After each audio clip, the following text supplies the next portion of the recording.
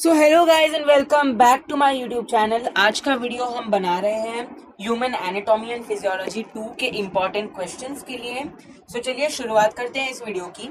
सबसे पहले है यूनिट नंबर 1। इसमें फर्स्ट क्वेश्चन है right the mechanism of generation of action potential.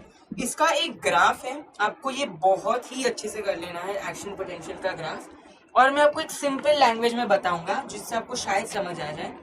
एक होता है रेस्टिंग मेम्ब्रेन पोटेंशियल, मतलब नॉर्मल रेस्ट करता है उस पोटेंशियल पे, मतलब कोई इम्पल्सिव फिलहाल कोई जनरेशन नहीं होता है, कुछ नहीं होता है। लेकिन जैसे ही कुछ स्टिम्युलस अप्लाई किया जाता है, सो देर इज डीपोलराइजेशन। तो आपको डीएनए ये याद रखना, मतलब डीपोलराइजेशन होगा तो सोडियम चैनल्स ओपन होंगे और सोडियम आयंस का इनफ्लक्स होगा, दैट इज डीएनए। डीपोलराइजेशन पे सोडियम चैनल्स ओपन होते हैं। और एक टर्म है वो है रीपोलराइजेशन, तब पोटेशियम चैनल्स ओपन होते हैं, पोटेशियम इनफ्लक्स होता है। सो रीपोलराइजेशन में आर के रणवीर कपूर नहीं है, आर के मतलब के रीपोलराइजेशन में पोटेशियम चैनल्स ओपन होते हैं, पोटेशियम का इनफ्लक्स होता है। और एक टर्म होती है वो है हाइपर पोलराइजेशन। इसमें आपको क्लोरीन आयन जो है, क्लोरीन चैनल्स जो है उसका क्लोरीन में इनफ्लक्स होता है। सो तीन टर्म्स आपको पढ़ लेनी है, depolarisation, repolarisation and hyperpolarisation, and resting membrane potential की वैल्यू, ये सारी इन सब की वैल्यूज पढ़ लेनी है। अगला क्वेश्चन वो है हमारा what are neurotransmitters and explain its classification. आपको न्यूरोट्रांसमीटर्स बहुत बहुत बहुत इंपॉर्टेंट है आगे के सेमेस्टर्स के लिए। और टाइप्स ऑफ न्यूरोट्रांसमीटर मतलब एक्साइटेटरी है या इनहिबिटरी है। एक्साइटेटरी मतलब वो आप कोई चीज को स्टिम्युलेट करेगा, और इनहिबिटरी मतलब आपको डिप्रेस करेगा, जैसे कि GABA, dopamine, they are inhibitory neurotransmitters. और acetyl choline, glutamate, they are excitatory neurotransmitters. और एक क्लासिफिकेशन है न्यूरोट्रांसमीटर्स का, that is catecholamines, acetyl choline, indolamines. तो आपको वो क्लासिफिकेशन भी अच्छे से कर लेना है। नेक्स्ट क्वेश्चन है हमारा, ये यूजुअली इसके डायग्राम आते हैं अगले क्वेश्चन के, वो है draw the structures of spinal cord and explain the reflex action. So आपको स्पाइनल कॉर्ड का स्ट्रक्चर ड्रॉ करने के लिए बोला जा सकता है, दैट इज रामस डॉर्सालिस, वेंट्रालिस, कम्युनिकेंस। ये सारे आपको, मतलब इसका जो डायग्राम है आपको अच्छे से कर लेना है। और रिफ्लेक्स एक्शन मतलब कि इसके डिफरेंट और फेजेस, जैसे कि एफरेंट न्यूरॉन, इफरेंट न्यूरॉन, ये जो टर्म्स है आपको अच्छे से याद कर लेनी है कि सेंसरी, मोटर, और कौन सा मस्कुलर रिस्पॉन्स होगा, और मतलब स्टिम्युलस अप्लाई करने पे रिले न्यूरॉन कौन सा है, इंटरमीडिएट न्यूरॉन कौन सा है, ये आपको इसमें पढ़ना है। अगली जो है हमारी यूनिट नंबर 2, फर्स्ट क्वेश्चन है write a note on HCl secretion and it's regulation. तो HCl का सिक्रीशन एंड रेगुलेशन बहुत इंपॉर्टेंट है। इसका एक डायग्राम है अच्छे से आपको दिया है, जिसमें ये सब जो है ना इंपॉर्टेंट याद कर लेना है। ऑक्जेंटिक या parietal cells, they are useful, they are मतलब वहां पे सीक्रेट होता है HCl। सो ये सेल्स आपको अच्छे से याद कर लेने हैं, ऑक्जेंटिक या तो पराइटल, ये दोनों एक ही मतलब सिनोनिम्स है दोनों। सो जब इसमें water molecule when H2O combines with carbon dioxide it will form carbonic acid, that is H2CO3। अब ये H2CO3 को हम अगर आयंस में ब्रेक करेंगे तो हमें H प्लस और HCO3, ये दोनों आयंस मिलेंगे। फिर हाइड्रोजन पोटेशियम ATPase पंप है, और डिफरेंट रिसेप्टर्स, हिस्टामीन होता है, गैस्ट्रीन होता है, एसिटाइल कोलिन होता है। तो कैसे मतलब प्रोटॉन पंप है, बहुत इंपॉर्टेंट है प्रोटॉन पंप। आगे के सेमेस्टर में आपको प्रोटॉन पंप इनहिबिटर्स भी पढ़ने हैं। सो आपको अच्छे से याद कर लेना है कि ल्यूमेन में H प्लस आयंस होते हैं और Cl माइनस होता है, तो H प्लस और Cl माइनस कंबाइन होकर HCl फॉर्म कर देता है, ये ल्यूमेन में होता है।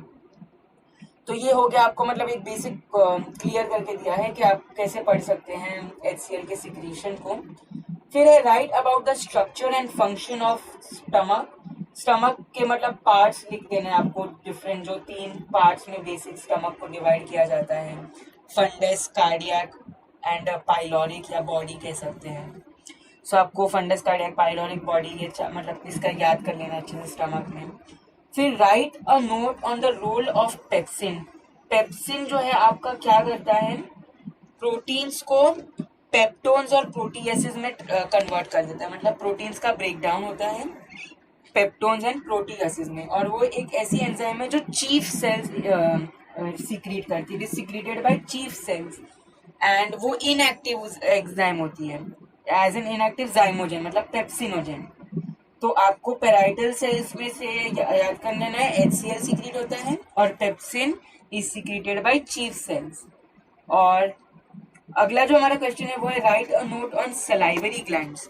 सलाइवरी ग्लैंड्स में parotid gland, sublingual, submandibular, submaxillary, आपको तीनों टाइप के सलाइवरी ग्लैंड्स पढ़ लेने हैं अच्छे से। एंड मतलब सलाइवरी अमाइलेस का सिनोनिम है टाइलिन। वो क्या करता है, स्टार्च को मैल्टोस में कन्वर्ट करता है, स्टार्च इनटू मैल्टोस, और it is brought about by salivary amylase. ये रिएक्शन अच्छे से कर लेना है। नेक्स्ट है explain the anatomy of lungs. Anatomy of lungs बहुत इंपॉर्टेंट है, बिकॉज आपको काफी बार एग्जाम में पूछा गया है, प्रीवियस ईयर के क्वेश्चन पेपर आप देखेंगे तो वो एक रेस्पिरेटरी सिस्टम का पार्ट है, राइट, हमें पता है। और लंग्स के दो लोब्स है, right lobe and left lobe, और मतलब कैसे उसमें ब्रोंकियोल्स, ब्रोंकाई, और उसके आपको अच्छे से उसके पार्ट्स पढ़ लेने हैं लंग्स के कैसे मीडियास्टिनम और कैसे डायफ्रैगम के कॉन्ट्रैक्शन रिलैक्सेशन से कैसे हार्ट हमारी रेस्पिरेशन रेट रिलेटेड है, वो आपको पढ़ लेनी है। नेक्स्ट हमारा explain about the respiratory volumes.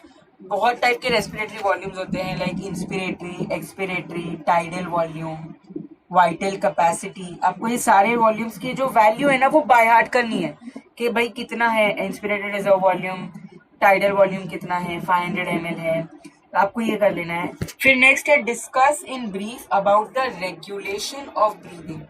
तो ब्रीदिंग का यूजुअली रेगुलेशन ही पूछा जाता है। आपको रेगुलेशन में वो जो है chemo receptors, the central chemo receptors जो है हमारे, वो रिस्पॉन्सिबल होते हैं ब्रीदिंग के लिए, और partial CO2 pressure, partial O2 pressure, और मतलब आपको बेसिकली उसका रेगुलेशंस में कैसे वो रिसेप्टर्स के कैसे रेस्पिरेटरी सेंटर्स होते हैं हमारी बॉडी में। दो रेस्पिरेटरी सेंटर्स है, मेड्यूला ऑब्लोंगेटा एंड पॉन्स वेरोलाई, ये याद कर लेने हैं। और नेक्स्ट क्वेश्चन की तरफ बढ़ते हैं हम। Explain the process of urine formation. So urine formation जो है उसमें आपको सबसे पहले ना 3 प्रोसेसेस में डिवाइड कर लेना है यूरिन फॉर्मेशन को, ultra filtration, selective reabsorption and tubular secretion. फिर आपको ना उसको जो डिफरेंट उसमें टर्म्स है, जैसे कि GHP, BOP, FHP and EFP, ऐसे शॉर्ट फॉर्म्स बनाने हैं। GHP stands for glomerular hydrostatic pressure, EFP stands for effective filtration pressure, BOP stands for blood osmotic pressure. आपको ये सारे जो टर्म्स है ना, ये इसके छोटे छोटे शॉर्ट फॉर्म्स बना के याद रखना है, तो फटाफट आपके माइंड में वो रिकलेक्ट हो सकते हैं।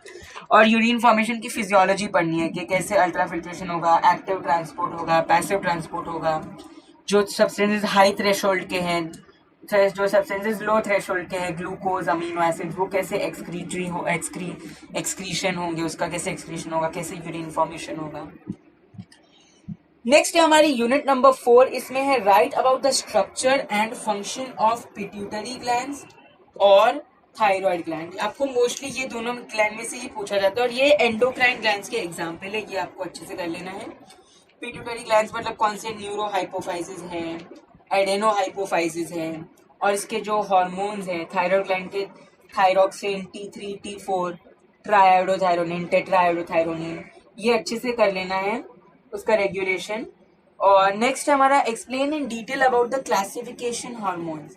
मतलब कितने भी क्लासिफिकेशन है हार्मोन्स के जो एंडोक्राइन ग्लैंड्स के हैं, आपको वो सारे मतलब बहुत इंपॉर्टेंट है, आपको सारे ही उसके पढ़ लेने होते हैं।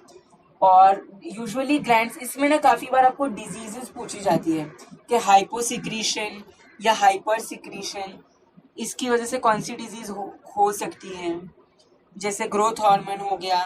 तो अगर आपको मतलब काफी बार मतलब कुछ डिजीजेज है, जैसे कि ड्वार्फिज्म, जाइजेंटिज्म, क्रेटिनिज्म, मिक्सोडेमा, फिर आयोडीन डेफिशिएंसी की वजह से गॉइटर हो जाता है, एक्सोप्थेल्मिक गॉइटर, और सिंपल एंडेमिक कोलॉइड गॉइटर। तो आपको ये सारी जो डिजीजेस एसोसिएटेड है ना वो अच्छे से पढ़ लेनी है कि कौन से हार्मोन के कम होने की वजह से या ज्यादा होने की वजह से कौन सी डिजीज हो रही है, एडिसन्स डिजीज, कशिंग्स डिजीज। तो आप अच्छे से पढ़ लीजिएगा इसे। अगली और आखिरी यूनिट है हमारी unit number 5, explain the process of spermatogenesis and organogenesis. Sperm formation का प्रोसेस आपको ये इंपॉर्टेंट है, काफी बार मतलब ज्यादा पूछा तो नहीं गया मगर यहाँ इसे इंपॉर्टेंट क्वेश्चन में हम इंक्लूड करते हैं। और इसमें 2 ही क्वेश्चन है। अगला जो और आखिरी क्वेश्चन है हमारा वो है right about the process of menstrual cycle. Menstrual cycle के आपको सारे जो 4 फेजेस है वो अच्छे से पढ़ने हैं बिकॉज ये काफी बार पूछा गया है। That is menstrual, proliferative, follicular, ovulatory, luteal, secretory, जो 4 फेजेस होते हैं इसके और सिनोनिम्स ऑफ दोज फेजेस। और इसे अपना MPFOLS ऐसे याद रखें, MPFOLS न्यूमोनिक्स बना के पढ़िए, हमेशा काम आता है। सो M stands for menstrual phase, P stands for proliferative phase, F stands for follicular phase, L stands for luteal phase, O stands for ovulatory phase and S stands for secretory phase. सो आपको ऐसे phases याद कर लेने हैं। सो आज की video के लिए बस इतना ही। अगर आपको मेरा वीडियो पसंद आया हो so please do like, share and subscribe and मुझे कमेंट सेक्शन में बताइए आपको अगला वीडियो किस टॉपिक पे चाहिए। Thank you.